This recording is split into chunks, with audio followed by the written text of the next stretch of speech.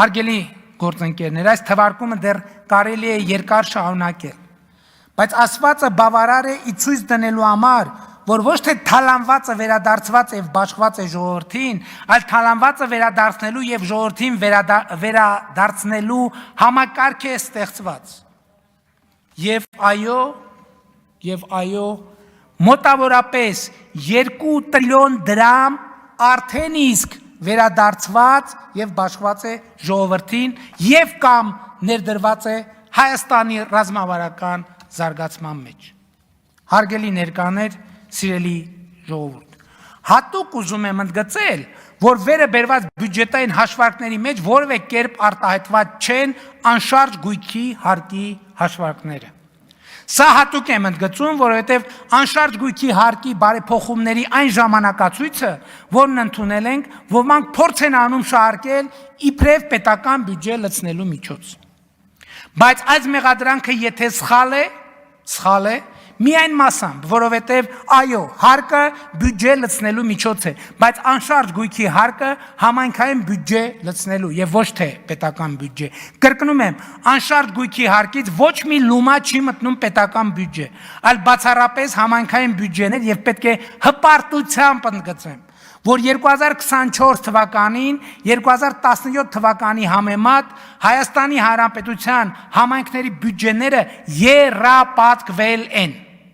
Ընդ որում, ոչ միայն անշարժ գույքի հարկի հաշվին։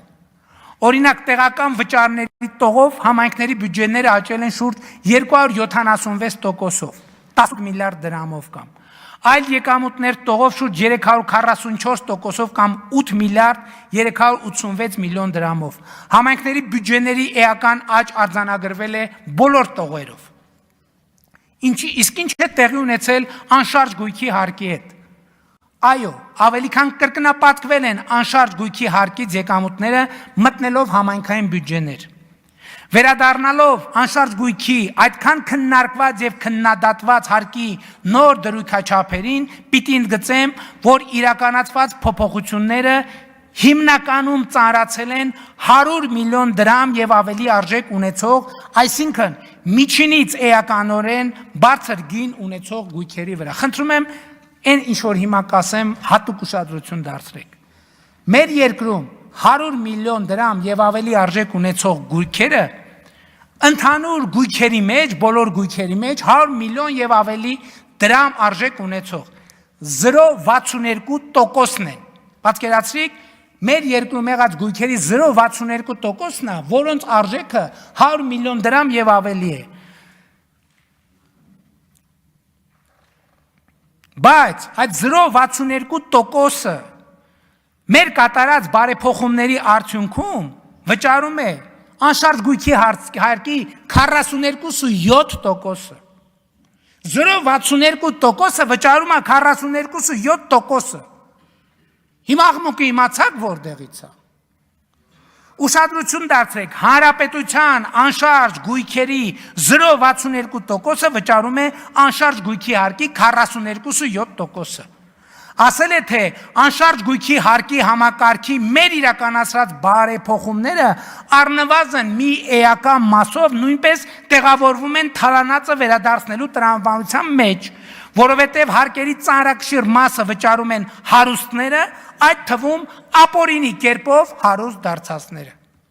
Ապա եւ չմոռանանք, թե ինչ տեղի ունեցավ, եւ երբ 2019 թվականին մենք որոշում կայացրեցինք եռաչափ 23, 28 եւ 36% եկամտային հարկը հարթեցնելու եւ համընդհանուր 20% եկամտային հարկ սահմանելու վերաբերյալ։ Այդ ժամանակ այսօր դահլիճում ազգային ժողովի ընդդիմադիր հատվածում տեղ ունեցող բազմաթիվ ընդդիմադիրներ մեզ մեղադրում էին սոցիալական արդարության սկզբունքը խախտելու եւ հարուստներին աջակցելու մեջ, ինչին ի պատասխան մենք ասում ենք, որ հարստության լավագույն չափանիշը ոչ թե աշխատավարձն է, այլ անշարժ գույքը, եւ անշարժ գույքի հարկով մենք կկարողանանք կարգավորել առաջադրվող խնդիրը, ինչը ահա փաստացի իմ ասած վիճակագրությամբ ցույց տվեց, որ այդ բարեփոխումը ուղիղ 10-ին է խփել։